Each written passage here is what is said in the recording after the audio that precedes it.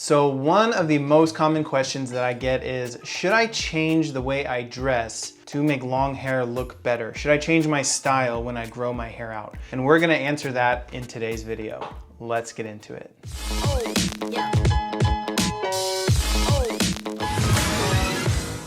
What's up guys, Trav White here. Welcome back to the channel where we cover style and grooming for men. We are on the road to 50K subs right now. That's crazy. Currently there is a loyal 15% of you guys watching that are subscribed, and about 85% of you who watch the channel actually aren't subscribed. So if you find this content valuable, I would just really appreciate a like and subscribe, as it really helps the channel be seen and it helps it grow. Okay, so let's get into the question. Should your style change with long hair? The short answer is no, not at all. In fact, I've kept my style the exact same from short hair to long hair over the past 4 to 5 years. I'll pull up this image actually just to show you that it hasn't changed in pretty much 2 to 3 years. And FYI, these are all images from my Instagram channel. If you want to see more of my outfits and style, follow me on Instagram. My handle is @Trav_White_.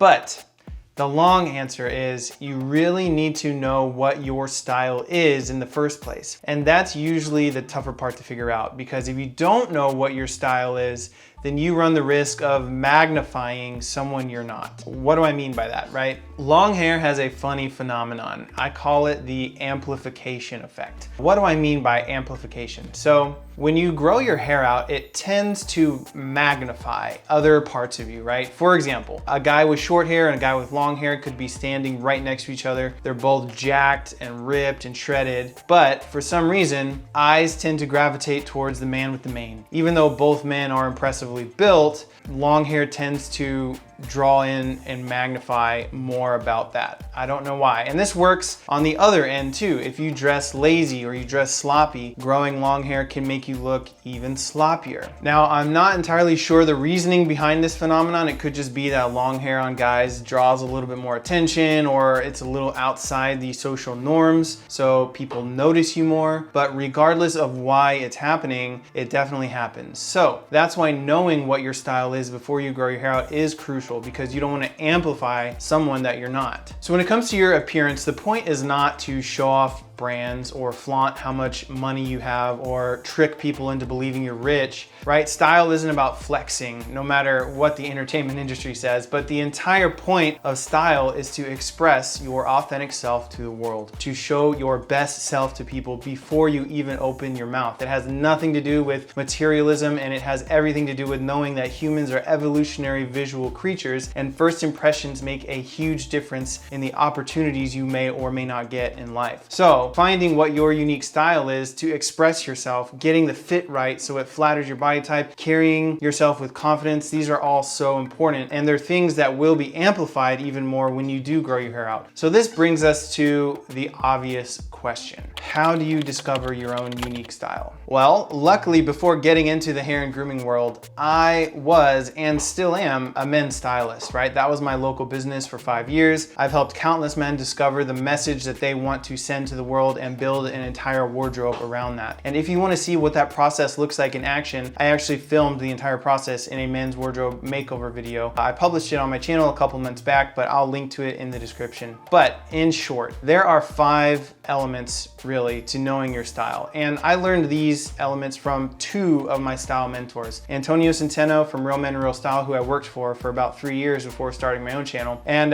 one of his good friends, Tanner Guzzi, who created the men's style Archetypes, right? So these 5 elements are your archetype, location, your personality, your body type, and your occupation. These are kind of the 5 things that will go into building your wardrobe. And I'll run through these really fast because I don't want this video to run for too long, but each of these factors plays a role in wardrobe creation. And keep in mind, this has nothing to do with fashion or runways or what's trending right now. This is all about unique expression and timeless principles. All right, so let's get into your archetype. This one is probably the most important. So there are 3 archetypes, and they are refined, rugged, and rakish. The refined archetype is your typical suit and tie guy, your lawyer, your Wall Street banker. I tend to imagine Don Draper or Harvey Specter. You know, they're the epitome of the refined archetype. Men who wear suit and tie daily, or they are dressed down a little bit in a casual refined with chinos and button downs, you know, like Sperry's boat shoes or wingtips or things like that. So next we have the rugged archetype, and this is the lumberjack or the outdoorsman, right? He works with his hands, he enjoys nature, he loves adventure. Chris Kyle from American Sniper was a good example. You know, sometimes James Bond is really rugged. He's also really refined. So the rugged man tends to wear leather, denim, canvas jackets, boots, flannel, functional outdoor wear. And then finally we have the rakish man. And this is sort of the trend setter, right? He actually is the one who takes risks, the one who sets the trends. He sees clothing as art and his body as the canvas. I also like to throw streetwear into this because streetwear, even though it's sort of in its own category, also is a risk-taking style. But I think of rakish as artists or performers like Michael Jackson, Pharrell, David Bowie.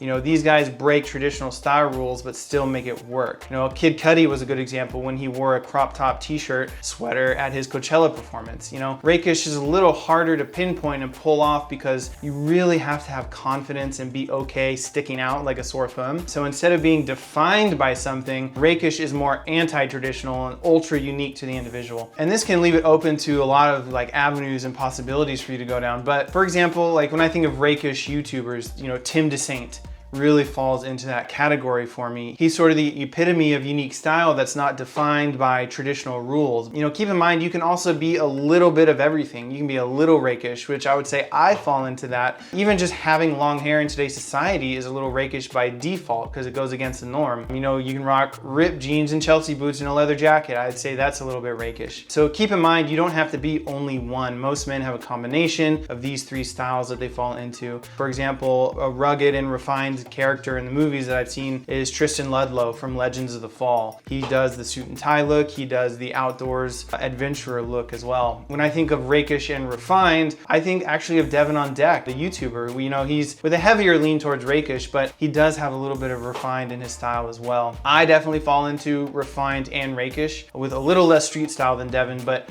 you know, once you know where you are, you can start to figure out what pieces to buy and start to create staples and build your wardrobe. So the next four, I'm just gonna run through them real quick. I'm gonna lump them into one point because they're quick. Location, this just means you'll need clothing to dress for the weather of where you live. Personality, this is different from archetype in that you can start to bring in individual pieces to showcase your individuality. It could be an heirloom necklace or a watch. It could be a specific color, pop in your outfit, or a trademark item or a hat you like to wear, something that's uniquely you. It's not the overall style, but it's the individual standout items. When it comes to body type, you know, we're getting into the science of attraction again, which I talked about in my video on face shapes, which I'll link to in the description. You know, so this advice again should be taken with a grain of salt and the idea that you can actually dress in what makes you feel the most confident. But if we're following the science of attraction, we're looking for symmetry and proportionality, right? The trapezoid body type is what all mannequins are built as and what most men who walk down runways are. They fall into that trapezoid body type. So for this reason, the goal, if you're following the science of attraction, would be to make your body appear as trapezoid as possible, which if you guys don't know what I'm talking about, the 5 body types are triangle, trapezoid, rectangle, inverted triangle, and oval. And you know, I can make a whole other video on dressing for your body type if you want, but for a quick overview, the goal for most men should be to build the shoulders and sort of taper the waist. That's pretty much it. Like you can do this with lapels, you can do this with epaulettes on the shoulders, you can do it with shoulder pads, you can do it with tailoring the midsection of your clothing. You can do this by tapering your pant legs and everything. So the most important thing though is going to be confidence in how you dress. You know, body type is only one of the 5 aspects of style. I mean, it is important, but it's not as important as like archetype and occupation, which is what I'm moving on to now, which finally we do have occupation. And this is really the only barrier to individuality because most businesses have a dress code or an unwritten culture of how you should present yourself in that industry. If you're lucky enough to have a great job that that lets you dress however you want, awesome. You know, you don't have to worry about that too much. You know, you can dress however you want. But if you do have a job with a dress code, maybe you're in sales, maybe you're in finance, you know, tech, the medical industry, there's a specific expectation of clothing that will play a big role in how you build your wardrobe as well. But I'd say the most important first step to discovering your style is to figure out where you fall on that archetype scale and then start to build a list of staples around that. And again, if you want to see that process in action, watch my men's makeover video. I'll link to it in the description. Going back to the answer of the title of this video, your style should not change just because you grow your hair, but you should know what your style is, because the amplification effect is a real phenomenon and you don't want to amplify the wrong thing. But I will see you guys in the next video. Peace. The next archetype is the rugged Round 2, fight. So next is the rugged archetype. I cannot say this word. Get out of my face. He's sort of the epitome of unique style that isn't, that you can dress